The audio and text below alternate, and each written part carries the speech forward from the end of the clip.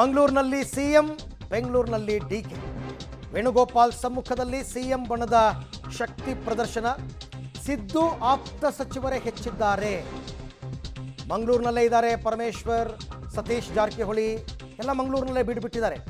ಜಮೀರ್ ಅಹಮದ್, ದಿನೇಶ್ ಗುಂಡೂರಾವ್ ಮುಖ್ಯಮಂತ್ರಿ ಪಾಳೆಯದಲ್ಲಿ ಗುರುತಿಸ್ಕೊಂಡಂಥವ್ರು. ಹಾಗಾಗಿ ಮಂಗಳೂರಿನಲ್ಲಿ ಸಿಎಂ, ಬೆಂಗಳೂರಿನಲ್ಲಿ ಡಿಕೆ. ಆದರೂ ಡಿಕೆ ಬೆಂಬಲಿಗರನ್ನ ಬಿಟ್ಟು ತಮ್ಮದು ಸ್ವಲ್ಪ ಹವಾ ಇದೆ ಮಂಗಳೂರಿನಲ್ಲಿ ಅಂತ ತೋರಿಸುವ ಪ್ರಯತ್ನವನ್ನಂತೂ ಮಾಡಿದ್ದಾರೆ. ಅವರೇ ಬಿಟ್ಟಿದ್ದಾರೆ ಅನ್ನೋದಕ್ಕಿಂತ ಅವರ ಬೆಂಬಲಿಗರು ಬಂದಿದ್ದಾರೆ.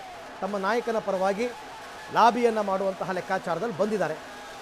ಮತ್ತೊಂದು ಕಡೆ ಸಿಎಂ ಮತ್ತು ಸಿಎಂ ಬೆಂಬಲಿಗ ಸಚಿವರು ಸತೀಶ್ ಜಾರಕಿಹೊಳಿ, ಪರಮೇಶ್ವರ್, ದಿನೇಶ್ ಗುಂಡೂರಾವ್ ಎಲ್ಲರೂ ಕೂಡ ಈಗ ಮಂಗಳೂರಿನಲ್ಲೇ ಬೀಡು ಬಿಟ್ಟಿದ್ದಾರೆ.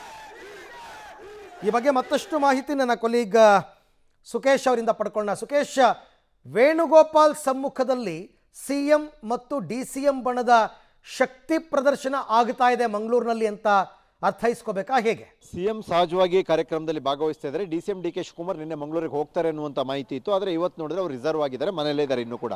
ಆದರೆ ಸಿಎಂ ಹೋಗುವಂಥ ಸಂದರ್ಭದಲ್ಲಿ ಸಹಜವಾಗಿ ಒಂದಷ್ಟು ಸಚಿವರುಗಳಿಂದ ಹಿಂದುಳಿದ ಮತ್ತು ದಲಿತ ಸಮುದಾಯಕ್ಕೆ ಸೇರಿದ ಸಾಕಷ್ಟು ಸಚಿವರು ಕೂಡ ಅದರಲ್ಲಿ ಭಾಗವಹಿಸ್ತಾ ಇದ್ದಾರೆ. ಅವರು ಆಹ್ವಾನ ಇರೋ ಕಾರಣಕ್ಕಾಗಿ ಅವರು ಕೂಡ ಹೋಗ್ತಾ ಇದ್ದಾರೆ. ಅದು ಒಂದು ಭಾಗ. ಸಹಜವಾಗಿ ಸಿಎಂ ಆಪ್ತ ಸಚಿವರುಗಳು ಹೆಚ್ಚಿನ ಸಂಖ್ಯೆಯಲ್ಲಿ ಜೊತೆಗಿದ್ದಾರೆ, ಸಿಎಂ ಅಲ್ಲಿ ಹೋಗಿದ್ದಾರೆ.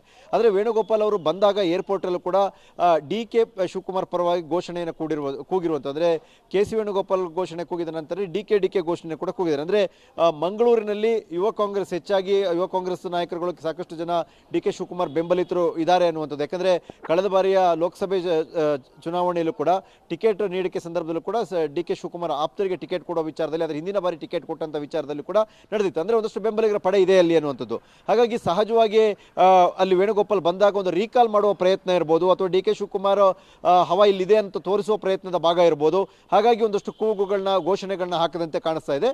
ಅದು ಎಐಸಿಸಿಯ ಪ್ರಧಾನ ಕಾರ್ಯದರ್ಶಿಗಳು ಕೆ ಸಿ ವೇಣುಗೋಪಾಲ್ ಸಮ್ಮುಖದಲ್ಲಿ ನಡೆದಿರುವಂಥ ಘಟನೆ ಆಗಿರೋದ್ರಿಂದ ಒಂದು ರೀತಿಯ ಶಕ್ತಿ ಪ್ರದರ್ಶನ ಅಥವಾ ರೀಕಾಲ್ ಮಾಡುವಂಥ ಪ್ರಯತ್ನದ ಭಾಗದಂತೆ ಕಾಣಿಸುತ್ತೆ. ಅದು ಅರವಿಂದ್ ರೈಟ್. ಹಾಗೆ ಸಂಪರ್ಕದಲ್ಲಿರಿ ಸುಕೇಶ್, ನಿಮ್ಮ ಜೊತೆ ಮತ್ತೆ ಮಾತನಾಡ್ತೀನಿ, ನೋಡೋಣ. ಬಟ್ ನಾನು ಹೇಳಿದಲ್ಲ, ನಾಯಕರು ಯಾರು ಬಂದಿದ್ದಾರೆ, ಯಾರ ಮುಂದೆ ಪ್ರದರ್ಶನ ಅಂತಕ್ಕಂಥದ್ದು ಮುಖ್ಯವಾಗುತ್ತೆ. ಕೆ ಸಿ ವೇಣುಗೋಪಾಲ್ ಮುಂದೆ ಡಿಕೆ ಅಂತ ಕೂಗಿರೋದ್ರಿಂದ ಏನು ಪ್ರಯೋಜನ? ಬೆಂಬಲಿಗರು ಇದ್ದಾರೆ ಅಂತಕ್ಕಂಥದ್ದು ಗೊತ್ತಾಗುತ್ತೆ ಹೊರತು ನಿರ್ಧಾರ ತಗೊಳ್ಳೋ ಸ್ಥಾನದಲ್ಲಿ ಅವ್ರು ಇಲ್ಲ. ಬಟ್ ಅದನ್ನು ಮೆಸೇಜನ್ನು ಅಲ್ಲಿಗೂ ತಲುಪಿಸ್ಬಹುದು ಅಷ್ಟೇ.